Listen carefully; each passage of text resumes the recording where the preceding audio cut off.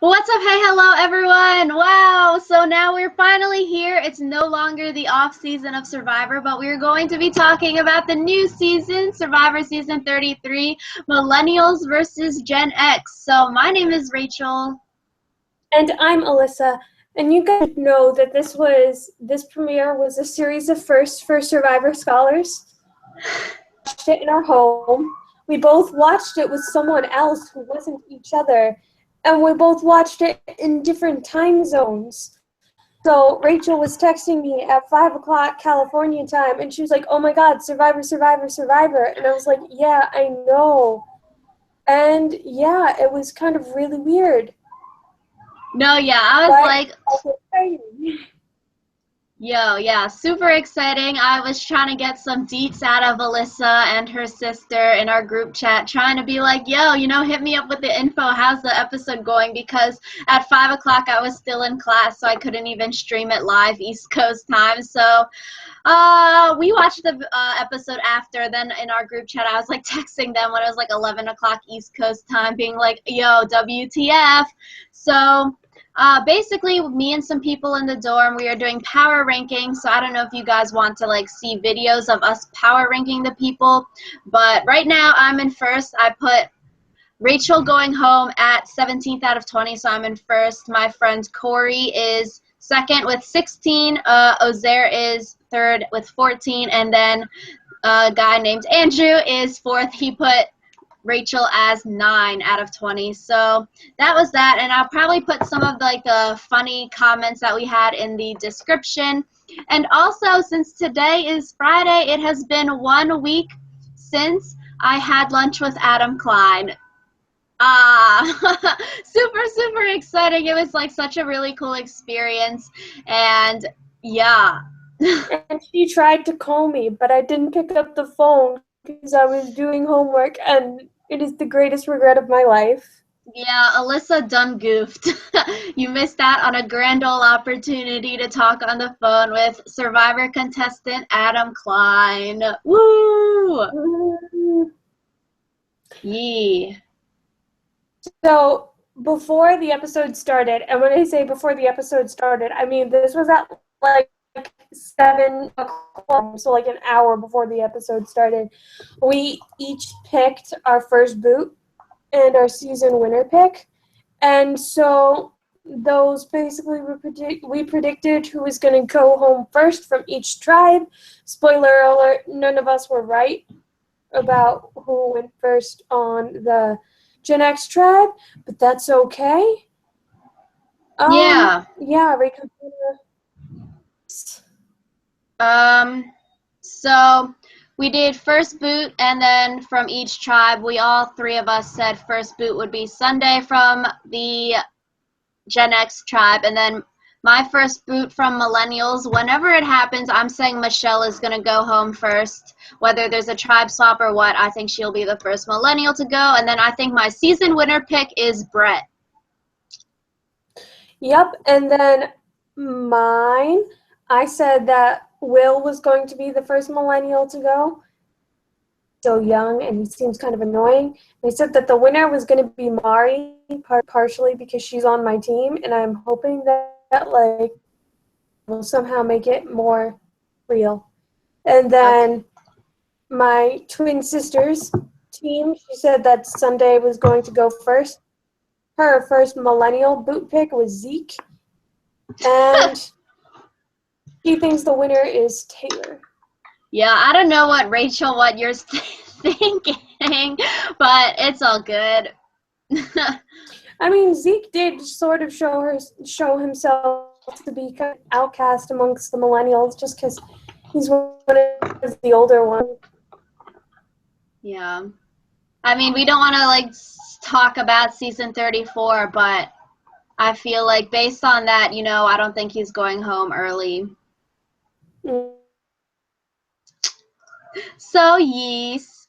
I guess we'll start. So, Survivor tries to give like everyone a confessional, like talking in the premiere episode.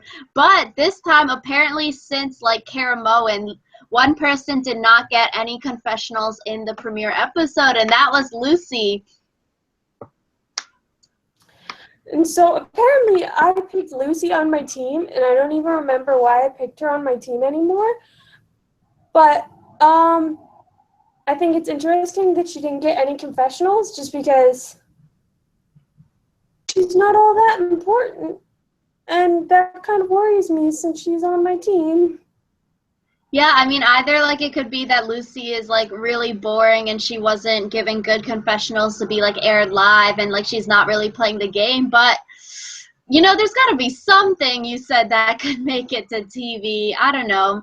But she did get like a lot of on-screen time. Like you see, like she has a lot of sort of close-ups on her face and stuff. So maybe we'll see more from her next episode, hopefully, because, you know, when players get like those edits where they don't even, like, aren't even on the TV anytime, you know, you can't really grow to be invested in them, and then you know they're not really going to be important in this season. Who was it in season 31 that all the jokes were about? Oh, she's still on the island? Was it Monica, the jokes? Yeah, until Monica left early, yeah.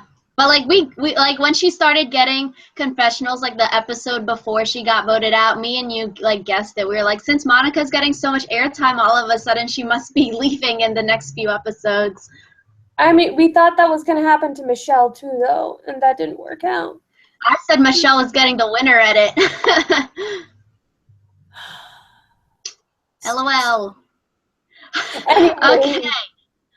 So should we start with like the chronological order? Sure.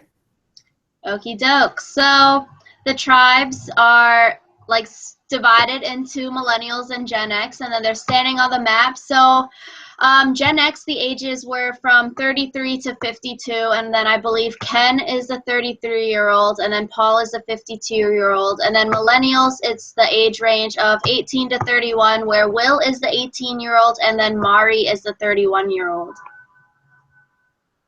Yep, and Jeff asked both the 18-year-old and the 52-year-old if they wanted to like come out and name themselves, and they both did.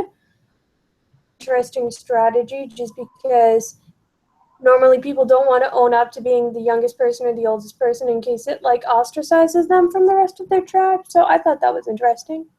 Yeah, I feel like in this kind of situation with the theme, you know, you sort of have to do it, especially if Jeff is like calling everyone out, because if you don't raise your hand, like you can just see by like the face and like how old you sort of look. Like if you're gonna lie about your age and something like this, then it's sort of like, that's just another thing you have to lie about. Such a baby too. Like you can tell that Will is not a mature adult yet. He looks like a baby. Yeah, definitely. Like I feel like Taylor is the definition of a millennial, and then Paul is like the definition of a Gen Xer. Like just their vibes, and like, oh, there are so many stereotypes. It was like low-key annoying Sunday saying, oh, you know, if it takes 7 years to do school, like no biggie because my parents are paying for it. I was like, LOL, no bitch. I was like, LOL, I got scholarships to go to school because I actually tried hard in school. Like, the whole doing work thing that you guys say we never do. I'm not going to be paying this like hella amount of money to go to school extra long, you know, I'm trying to get out. It's like freaking expensive, so we're not about that life, so LOL. Yeah. Oh. I don't know, some of those things were like irky, and like even you saw like Michaela's face when CeCe was talking, she gave that like WTF you talking about, girl, like those kind of like eyes, like you could see some people weren't feeling it. Yeah, and I feel like part of the reason they chose the confessionals they did was because they wanted to give the season kind of that vibe where people are immediately kind of polarized to one side or the other. Because, like, I really don't think that it's possible for someone to be rooting for both tribes in this case. Like, I feel like you kind of have to pick the tribe that you want to win pretty much from the get-go, just from, like, their attitudes or whatever. So... Yeah, I feel that. There's definitely like a huge divide, so it'll be like interesting in like tribe swaps or merges or whatever to see if they're willing to work together and like put past like the whole Survivor theme thing to like get further in the game. Yeah. So right after they do all of like the talking and stuff, they have to like run and go and get like food and different kind of items, and then Jeff really emphasizes like the whole making choices at these different stations, and like so they had 2 minutes to go, and then the two different choices stations were the pots and utensils, or the hammer, and then the fishing gear, and then the chickens. Yep. And I thought that was kind of interesting because they made it seem like it was like one's a short-term choice and one's a long-term choice. But I feel like there are positive and negatives to both of them. Like with the whole chicken versus scuba gear, the millennials chose the chicken and the Gen Xers chose the scuba gear. And the Gen Xers acted like it was a better choice because it was long-term. But it's like, chickens lay eggs, my friend. No, yeah, that's what I was thinking. So Jeff was probably like geeking so hard when he saw that they picked different for that, because both of them picked pots and utensils for the first choice. Because like though chickens are more short term and fishing gear is long term, like if there's a tribe swap in the next few days or even, you know, soon or something, like the other people that are going to your camp are going to get to use those fishing gear, at least like now when you're on the one tribe. Like you can have the chicken and then like eat the eggs and like kill one before like the other people come and like get to benefit from what you took from the beginning. Yeah, I liked that the millennials gave a shout out to Ty when they were naming their chicken. OMG. No, yeah, like I don't know, it's interesting. I guess you sort of have to feel like what the tribe is feeling to make those decisions. Like even if you want one thing but you're the majority of your tribe wants the other, you can't really be the odd one out and be like, no, I want this one. Yeah. So yeah, choices. And yeah, during this time, Jessica from Gen X found the legacy advantage, and I was like, hell yeah, girl, she's on my tribe.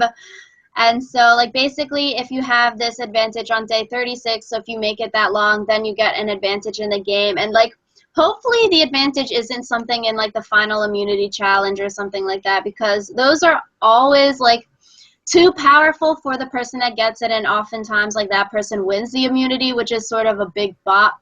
But, like, if the advantage isn't something good enough, then, you know, you're sort of in that sort of wishy, like, in the middle kind of state with how this can go.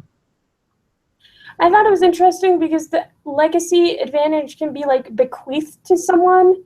It's not that it can be, it's that it has to be. So like in immunity idols, we're like voting someone out with that advantage with them. If it's you could argue that like voting out the person with the legacy advantage is actually a bad thing. Giving it to, and if you're a part of the force voting them out, they're probably not going to be that likely to give you an advantage. So I also wonder if there's like a limit to how many times it's passed down, or if it's like 3 people have had it, it gets removed from the game or something. Yeah, that's true. And like also I was wondering if it would be like passed on secretly or passed on publicly. So but apparently Jeff was saying that it's passed on secretly. So like after you're voted out and you're giving like the end confessional thing, you say who you want to give, like say the person that you want to give it to, then like the next day or whatever, the person finds like the legacy advantage in like their bag or something like that. So I guess it's like if you didn't know about the legacy advantage and you just found it in your bag, it'll be like, oh, dang, cool. It'll be cool to watch on TV and like hear their reactions though. I think it'll be cool to see who can puzzle out that they were the one that they were given it, instead of just being like, oh, cool, this thing randomly dropped into my bag. You're allowed to get the legacy advantage across tribes. Like, if your ally ends up getting tribe switched with you, are you allowed to give it to them even though they're on another tribe? Oh, that would be cool. Yo, yeah, it'll be cool. Like, low-key would want to see Jessica get voted out just to see, like, how it works. But then, like, you know, I don't because she's on my team. also wonder if it's going to be like there's only one for the whole game or not. Because, like, obviously there are multiple hidden immunity idols, but since this gives an advantage at whatever it is, it's obviously not going to be that great if everyone ends up with an advantage because there's multiple of them. Yeah. Man, we gotta wait all the way till day 36. So long. So yeah. Moving on, we have tribe dynamics for the Millennials, and I don't even know, like, there was so much, like, tribe building this episode, obviously, because it's the first one, but literally, like, I don't know, the Hot People Alliance really, like, peeves me off. Oh my god, it peeves me off too, just because if people already think that millennials are, like, stupid and shallow, and then you have those people who are making an alliance solely based on their looks, and it's like, this out a little and maybe not perpetuate every single awful stereotype about millennials. Yeah, I wrote down some of the questionable things Taylor was saying. So when Jeff asked them, like, why they chose the chickens, he's like, well, they lay eggs, Jeff. And then talking about Jay, he's like, I can tell he's just a bro. And then about, like, Figgy and Michelle, he's just like, she's pretty dang cute. And I'm like, I was cringing so hard. I don't even know, like, this Hot People Alliance, when Figgy was like, I could get the $1 million check and a husband, Corey was like, bitch, you're not Amber, which I thought was so funny. Yeah, I just, millennials were kind of making me feel really sad because they, like, goofed off all day instead of building their shelter and everything. And I almost wonder if, like, the producers were like, you guys have to go do something stupid now. Because can people actually be that stupid? Like, that's literally the first thing you're supposed to do when you get on Survivor. I know this. I am an 18-year-old. I don't even know, like, like, Figgy, like, she's thinking because she's like, oh, you know, Jay and Taylor are really close, you know, I want to get into that. But then it's like, Triforce, like, can you guys not count? 3 out of 10 is nowhere near a majority. Even 4 out of 10 is nowhere near a majority. And when you guys are all, like, hanging out, being buddy-buddy so much, like, it isolates everyone else to want to bond together. And it's like, guys, can you not count? Like, it's okay if you want to get some bro-ho-hos, but 3 out of 10 is not going to get you anywhere. Yeah, numbers may not be their strong suit. Oh no, we can't even count to 10. You know, what's a majority in this number thing? But I mean, with that, I feel like if millennials went to tribal next week, which I really don't think will happen, then, like, I feel like out of those 4, and Michelle could obviously always, like, flip back because, like, her and Hannah were, like, talking about Bibles together, which I thought was really good of, like, Hannah trying to, like, talk with people and Michelle, like, being nice and not trying to, like, be super cliquey like Figgy and the rest of them, just only hanging out with each other. But it was, like, Michelle could kind of sway and, like, get out of that. But I feel like out of those 4, I feel like Taylor would probably be targeted first because he has bonds with Jay, and then because he's, like, has a love interest for Figgy, which I'm like, but they would want to take him out because that's, like, 2 birds with 1 stone. But then I feel like with a tribe swap, I feel like Michelle would be the first, like, person to go because she does seem like the weaker female out of, like, those ones there. Yeah. So, do you want to move on to the Gen Xers? Let's talk about, like, Hannah and Mari with the whole Kappa Kappa Survivor. So I mean, like, I was like, kudos to Hannah and Mari. Like, they were like, you know, it's hard when you don't fit in, and then they were like, oh, you know, misfits, we could work together. Like, let's get this 6 together, and, you know, we can take out the really hot people on the tribe. And then Mari says, freaks and geeks. And I'm like, holy shiz, because we literally, in the Survivor Promposal video on this channel, we had a freaks and geeks hashtag. Obviously, Did you know? Everyone's just stealing from us. Obviously, like, we should have gotten that copyrighted. But, yeah, I don't know. It was really interesting because I, like, feel like Mari and Adam, like, are attractive people. Like, they could easily fit in with, like, the Kappa Kappa, like, hot people, you know? But it's like, you have to figure out which one's going to get you further in life. yeah, like, I feel like, if they went into an alliance with the hot people, it would then be 4-2 after they got rid of all of the freaks. So it's like... yeah, I feel like it's good for them because I feel like they could have, like, bro down or whatever with the other people because, like, they are all, like, attractive people and stuff, but I feel like it's good for them to go with the 6 and, like, you know, maybe, like, I feel like Mari, like, she seems like she could be popular because, like, of her YouTube and everything, you know, she has that kind of fan base, so she would fit in, like, with popular people or, like, I don't know, maybe it's, like, the freaks and geeks people are, like, smarter, so, you know, or seem smarter at least, so, like, these guys want to hang with the smarter people instead of, like, the hot people who don't really seem like that very intelligent. Well, I mean, I think Jay is intelligent. He seemed like in the preview for next week that he was actually telling Taylor, like, you know, you're so dumb, power, like, power couples don't last. So I think he, out of, like, the 4, he and Figgy will probably go furthest out of that 4. So, yeah. Yeah. Like, so do you want to? Just all beauty with no brains. Yeah, that's what I'm, like, feeling at the moment, like, from this episode. And then, so do you want to talk about Zeke?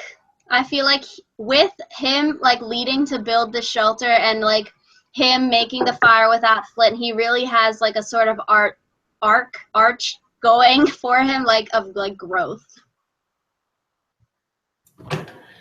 I feel like Zeke, he's either going to write his own doom or write his own success story. Like, I feel like at this point in the game, it's kind of his choice whether he chooses to embrace the fact that he's been put in with the Millennials and he might as well deal. His choice to, like, shun it and end up, like, digging his own grave, pretty much. Yeah, that's true. I think we saw, like, a lot of good things from Zeke. Like, at first he was like, oh, he's like, I'm not a millennial, like, I'm an 80-year-old at heart or whatever.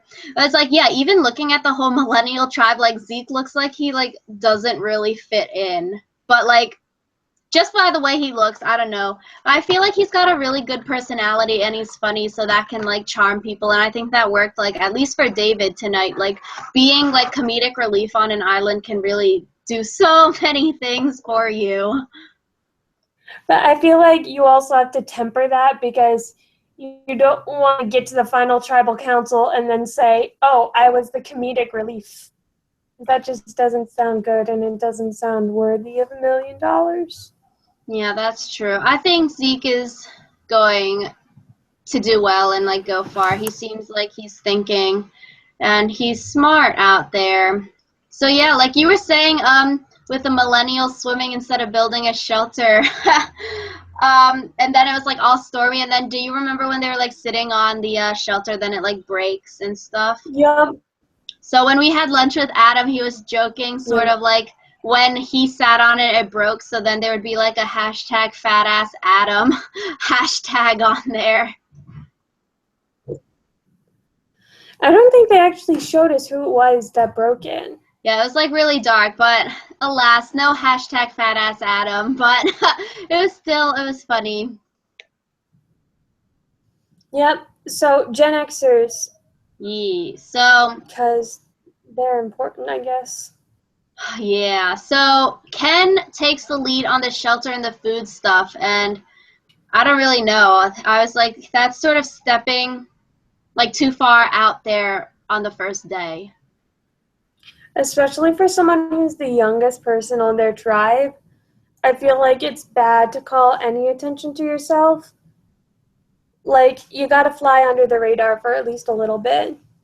Yeah, the youngest and like a model, like he's got like a ton of jobs too. I was like, this is Debbie.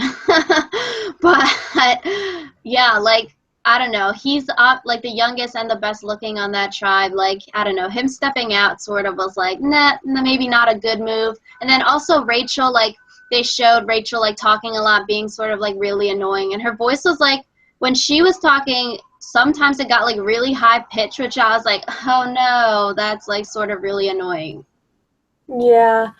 I feel like Rachel had that case of like you want to try so hard to fit in that you end up making yourself not fit in. Yeah, and I feel like that's sort of like what happens like with David. He says like, you know, I like hate like everything about like living outside and that kind of stuff, but he loves the gameplay, which I don't know, it sort of reminded me like David sort of reminds me of like Cochran or Fishback. The stick breaking thing was definitely like thing too. But I feel like David was a bit more overt about it.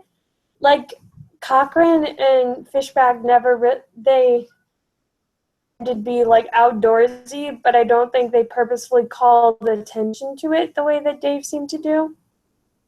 Yeah, I feel like David, like, he realizes he's on, like, the outside of the tribe based on, like, what was happening. Then he sort of, like, overcompensates and becomes a tad bit too paranoid for, like, the first freaking episode, like, trying to find idols. Then he's, like, already crying and stuff like that. But, I mean, you do you, man. But, like, yeah, I don't know. We can talk about the vote off, like, at the end, whether, like, saving David was a good or a bad move, because I personally have opinions on that. But, I mean, I during the episode, I felt like David couldn't go home because he was also having, like, this kind of arch, like, oh, you know, I'm this, like, wimpy kind of dude who doesn't like the outdoors, and then he can grow throughout the season, however many episodes he's on, to, like, grow into, like, and like lose those insecurities, because I feel like David's all about like he wants to break these insecurities. So I really felt like David wasn't going home based on that kind of edit. Like I want to see David grow. I feel like they sent him home because then the viewers would be really angry. Like they'd be like, here's this guy who loves Survivor so much and 3 days. Yeah. And yeah, I think we can talk more about David later because like of the whole tribal council. So I guess we'll move on to like the Bret, Chris, and Jessica alliance. I thought this was sort of like a juxtaposition of like the Figgy, Jay, and Taylor alliance. That, I can see that.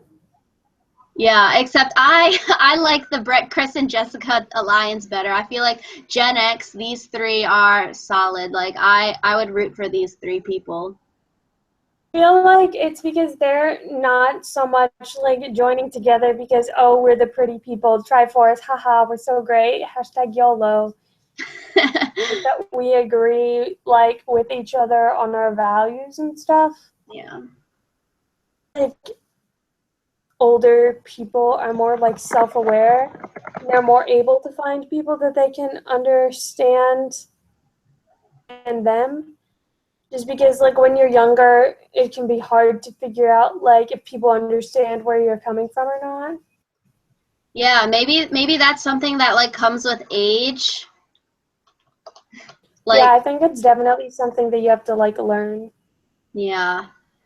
And, I mean, back to, like, the whole David thing and, like, even Rachel thing with, like, overcompensating. I don't know. I can sort of relate that to, like, first, like, going into college or whatever, like I was talking with some of our friends, Alyssa, then they were like, low-key, you know, I was actually thinking about, like, transferring back to, like, our school at home, like, because they weren't able to, like, make friends, like, the first, like, week or so of college. But then it's, like, now, like, once you, like, find a group of people that you are, like, clicking with, like, you know, it gets better. So I don't know. Maybe it's like that. Like, at first, like, you might not find people, but then, like, you can find people. Yeah, and I feel like part of it is in Survivor, you feel like you have to rush it because you get 39 days with these people and you need to build lasting bonds. But Yeah. Survivor has a slightly shorter time limit than college. That's true. 24/7. Oh, man. So, also this season, as Alyssa said at the beginning, it is a season of firsts, and it is the first time ever the tribes were given tarps and not having to win them. Well, I feel like if you feel like you need to give the tribes tarps for nothing, maybe you should have expected to have to evacuate them, just because I don't think that you decision without realizing that it's kind of a slippery slope, if that makes sense. Like, if it's actually that bad where you feel like they need tarps to be able to survive the night, it might be a little... Yeah, that's true. And I was sort of like, why wouldn't Survivor, like, producers just, like, not start the season yet because, like, you can see the storms or whatever. But then I realized, like, you can't really predict storms that well. Then, like, if you just never start the season, it'll just never start. So I guess you have to start sometime. And, like, that was sort of good TV. We saw a cyclone and the first ever all-tribe evacuation. And I mean, they didn't really show anything from the evacuation. You just see, like, the people getting pelted with sand, getting on the boat, and then you see, like, the next day they come back. And from articles that were online, like, apparently they left, like, cameras on the island, which is how they got those, like, sick shots of, like, the stuff, tree falling down, and, like, those, like, cool lightning shots. I thought that was really cool.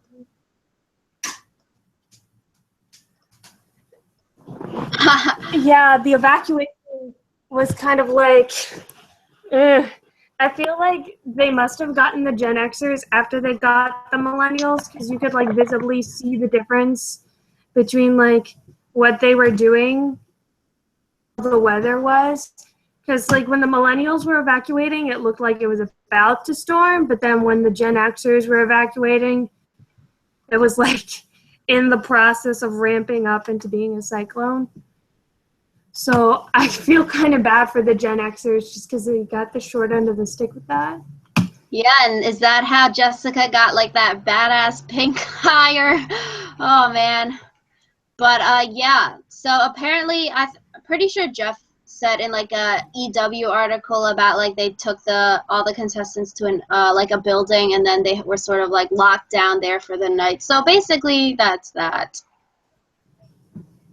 Yeah, but I feel like that was kind of It obviously was a really bad situation if they've had to evacuate. Like, you see all those Survivor pictures, clips where it's, like, thunderstorming and raining like heck. No, what are you... So. Yeah, that's definitely... No. Some people in college think Survivor's scripted, so... Basically, they only had big fans and a lot of water pelting them. There was no actual cyclone. What are we talking about? Survivor scripted. Yeah. And, like, dang. So then, like, after the whole evacuation drama, they had to go pretty much right into the immunity challenge in order to get the time they needed to do the immunity challenge, then, like, the post-immunity talk and stuff. The immunity challenge was designed so you could take shortcuts, and basically the shortcuts that you took would lengthen the puzzle that you had to do at the end. And what I found really ironic about this is that the Gen Xers were always talking about hard work and how you need to do things yourself. Of the shortcuts, like, tell me more about how millennials are always doing things the easy way, please. That's like whole millennials and Gen X. Then Gen X were like, use both of the shortcuts, which, I mean, they sort of do have, like, the understandability because Jeff was, like, their body types wouldn't fit through those small holes because, like, they're larger than the millennials. And then, I mean, balance beaming, if, like, some people can't walk across the balance beam, which, I mean, I understand that's why you would use, like, the shortcut there. I feel like the balance beam, like, shortcut was, like, significant. like, you wouldn't have been able to put the full width of your foot on the first balance beam, I don't think, but then you could easily stand on the second one. Yeah, that's what I feel like. So it's And good, like, it's good to use it on the balance beam because, you know, some people got no balance, so they're about to be falling off balance beams, which, I mean, if you can't walk across a balance beam, you need to go practice that. Get some help. Yeah, it's like an essential survivor skill. You need to be able to walk across a balance beam while holding things. Yeah. The immunity challenge, I feel like it didn't really have any element to it. Like, it wasn't that interesting to watch, I feel like, just because it's kind of hard to watch people crawling through holes, and they ran across the balance beam so fast that it wasn't really much to watch either. So it really came down to the puzzle at the end. Yeah, I thought it was interesting, like, Chris blocking the two millennials and, like, the untying under the thing. Like, that was cool. And also, like, another point, like, when they were giving the tarps back, the millennials didn't fold the tarp. They just, like, left it in a bunch, and then the Gen X actually folded it nicely. I mean, if you're giving it back, it doesn't really matter, does it? That's true, but folding it, I know, I like folding things. And, I mean, man, okay, so Rachel steps up to go hit, like, the little tiki torch head guy. Like, why would you let, she took, like, 4 or 5, there's, like, ambulances going by, but she took, like, 4 or 5 hits with the club on that little tiki torch head when Chris went up for the next one and knocks it off in 1 hit, and Taylor also knocks it off in 1 hit. So literally, by the time Rachel knocked it off, the millennials already caught back up out of, like, the little crawly string thing. Yeah, so I feel like before getting out. Why did you let Rachel do it when she's obviously not as physically strong as, like, some of the other people? Yeah, like, I feel like, I guess moving on to the puzzle, sort of, Rachel and David sort of, I mean, I personally would not step up to do any puzzles, like, at the beginning when so much rests on it like that. Like, your whole freaking tribe loses because you can't do a puzzle. Or, like Michelle and Figgy, like, you get kudos with your tribe when you do complete the puzzle successfully. But, like, with Rachel and David, you step up and put, like, unwanted targets on your back because, like, I feel like every single challenge, or like a lot of challenges when there are puzzles at the end, like the time difference that it takes for the people to, like, finish all the physical stuff and then do the puzzle, like the time difference, like the lead you have is so negligible because puzzles take a freaking long time. You're not going to finish it in 10 seconds. It's like minutes that it's going to take. So even if you're, like, 1 minute behind getting to the puzzle, like, I don't know. I feel like the time difference, like, it's not that big of a deal unless it's, like, a puzzle that's, like, Spencer goes up and does that 5-piece puzzle because he's practiced it before. And I feel like with the whole pieces thing, I feel like it's one of those things where a puzzle gets exponentially harder with every piece that you add because it adds, like, more possibilities of arrangements and stuff. So I don't understand why you would willingly add so many pieces to a puzzle. Yeah, I know. I feel like personally I would either do, like, the normal no shortcut puzzle or 1 shortcut puzzle, like doing the 2 shortcut puzzles, and then it's not even, like, the Survivor Tribe logo that's on it. It's, like, a weird-ass looking tiki torch thing, which is hard to see the patterns and stuff at first, especially when you're doing so many pieces under pressure like that. Like, yeah. I don't know. Oh, man. I feel like it's hard because the people on the sidelines think that they're seeing more than they're actually seeing with the puzzle. So, like, people ask to swap in, and then they realize that they actually have no idea what they're doing. Yeah, it's different when you're, like, at the board than when you're, like, standing just observing, like, less pressure and whatnot. But yeah, I mean, like, it's so much easier to say, like, oh, I could do that better than it could be to actually do that better. Yeah, so I think Rachel and David, I was like, LOL, they both stepped up. You know, that just sort of seals their fate that it's between these two to go home. So that's why Tribal later was interesting, like, with how the votes were split, which we'll get to that because that was some crazy stuff. But Should we move on to like the tribal, like before tribal, where everyone's talking and strategizing? Yeah, I feel like a lot of what they said before tribal didn't actually end up showing up at tribal. Like, What do you mean? Like, the only person who ever said that CeCe was on the chopping block, I feel like, was Rachel.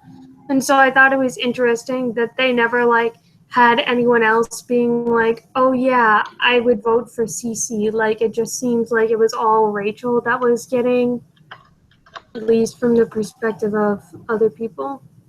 Yeah, I was like, I don't know, that sort of confuses me, and I have that like written down. Like, I was not expecting CeCe to get that many votes at tribal because she like didn't really talk or didn't really have anything, and no one was really like, we're splitting between Rachel and CeCe, and so that really sort of confuses me about what's gonna happen like next episode with CeCe, if she is actually like really on the outs or whatnot. But it's like, oh my god, this before tribal like tilted me so much.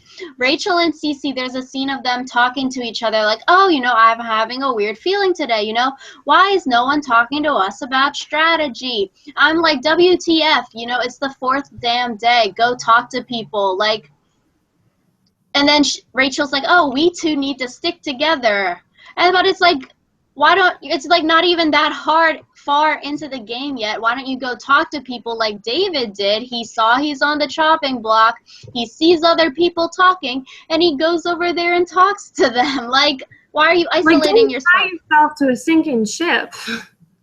Like, I was like, OMFG, guys. And like, then with the vote splitting also, like literally, if David, Rachel, CeCe, and they said Ken would also be on the outs of the vote, like, got together, like the outcasts of the Millennials tribe, and saw that, you know, the other guys are working together, why don't we work together? And then they could cast 4, and then it would be 4-3-3, and then they could have the majority. But all these people are like, I'm not talking to y'all. I'm like, oh my god. I feel like it's such an emotional disconnect there. Like, I feel like it's kind of like they don't want to be responsible for their own fate, almost. Like, it's easier to just be like, oh, there was nothing I could have done. Block. Like, it's easier to say that than to be like, yeah, I totally fought for myself and I still ended up losing.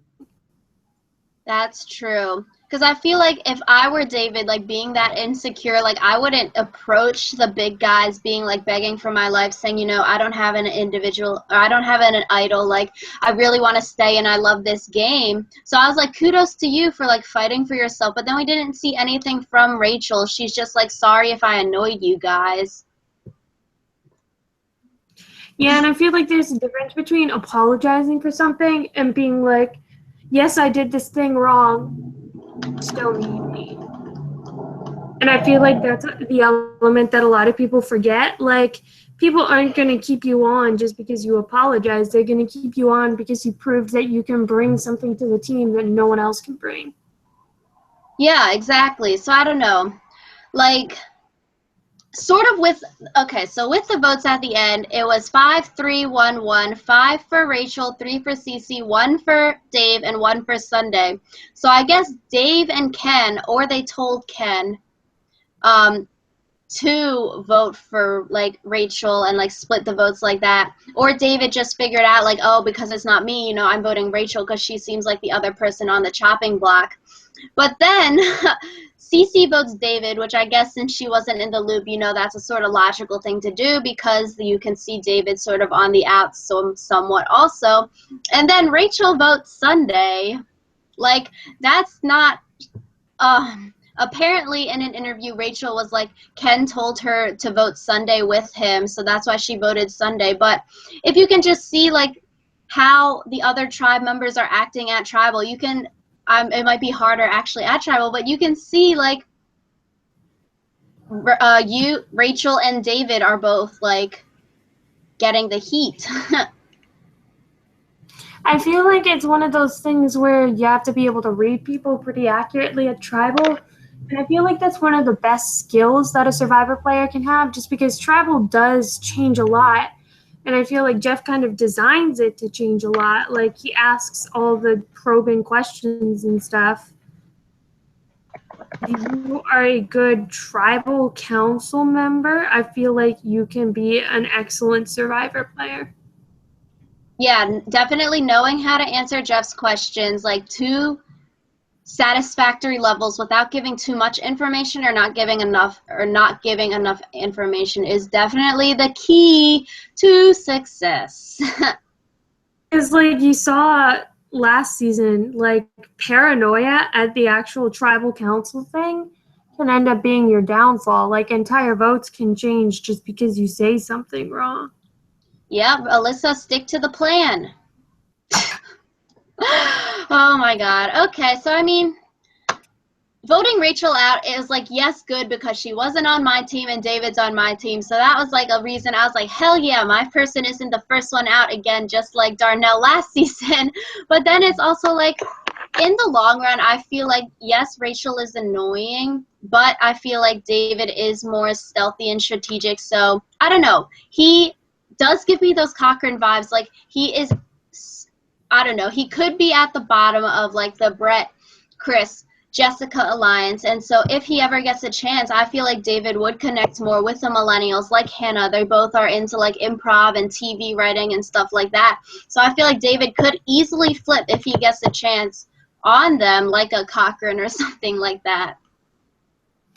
I feel like part of it is all of these are all new Survivor players, and like, while they are, like, in some cases fans of the show, there's a difference between being a fan of the show and being on the show and actually being able to, like, respond accurately to situations. And while it might seem obvious to us that Dave is, like, player and it might be better to vote him out early, it's different when you're actually playing the game.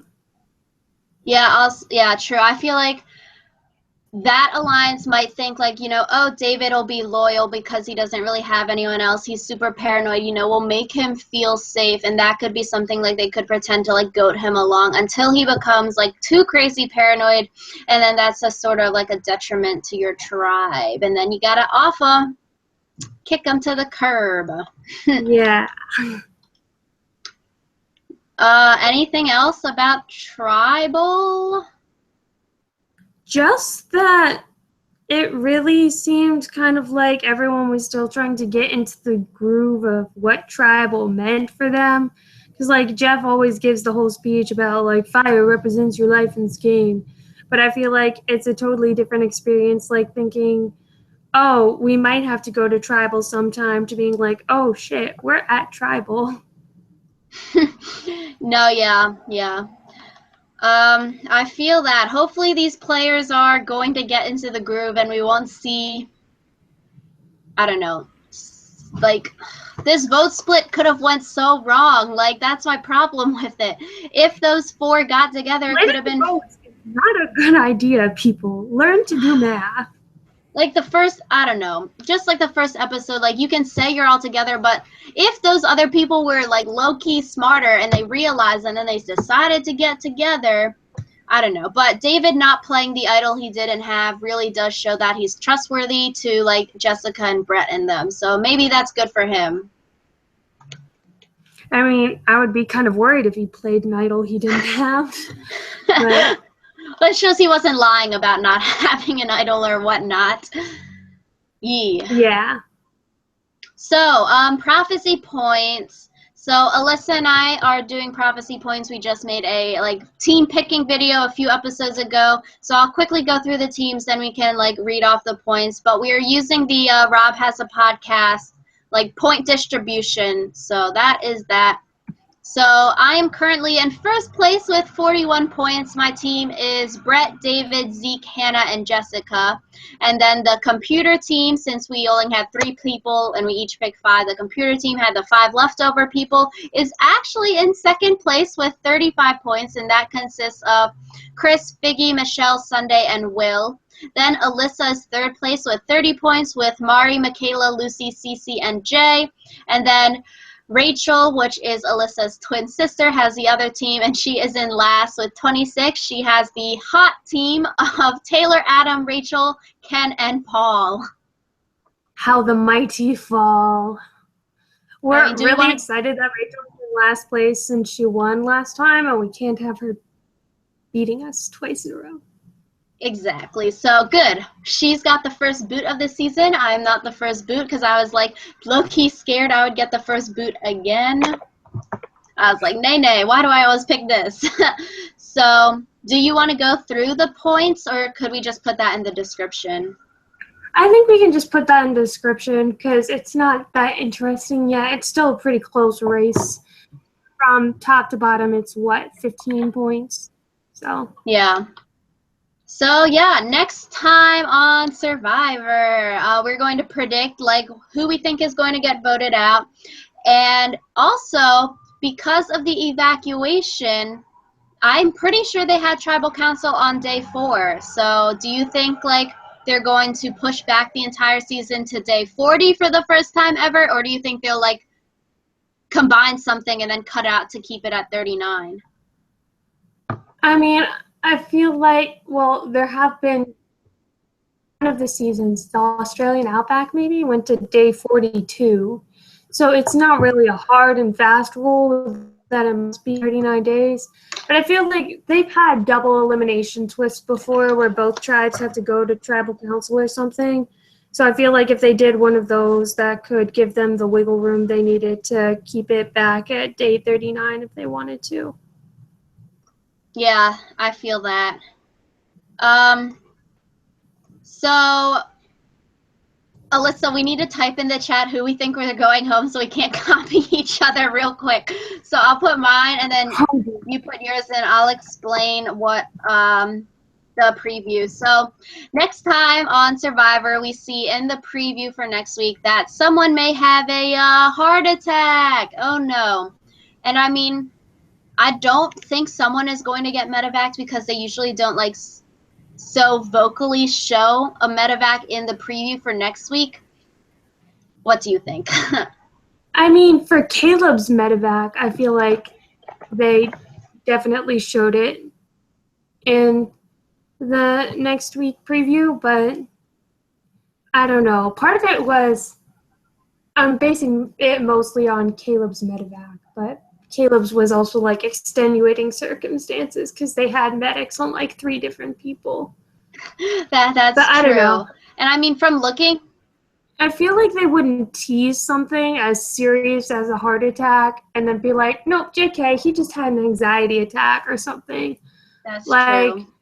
Heart problems aren't something that you mess around with, especially when you're on Survivor and you're very far away from like doctors and stuff. And I feel like if there was even a chance that someone would have had a heart attack, it wouldn't medevac them because legit heart attacks are very bad.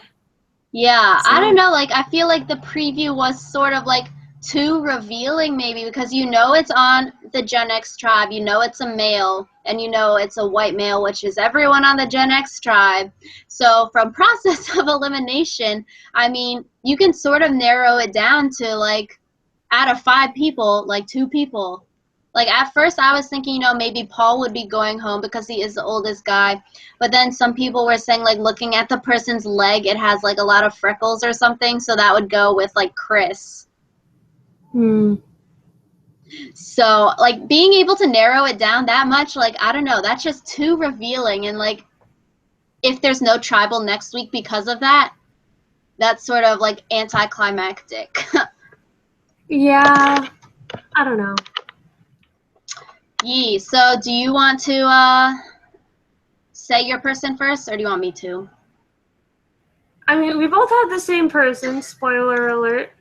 Yeah. So you just want to say your reasoning, and then I'm pretty sure that our reasoning is the same, so. Probably. So same like the premiere episode, I am thinking Gen X is going to lose immunity again because like these old folkies, like, it's low-key not fair versus the young people unless there's like a super hard puzzle and someone gets lucky or whatever, but based on physical strength and stuff like that, I'm saying Gen X is going to lose, and I don't really see Millennials losing that much when they're all like this big tribe right now.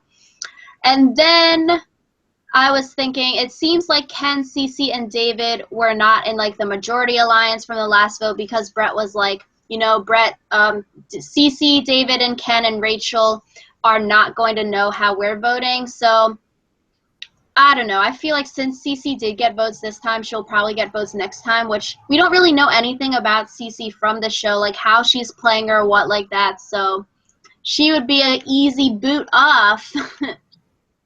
Yeah, I feel like a lot of times if people don't know who to vote off, they just vote off the person that had the second most amount of votes the last time they voted.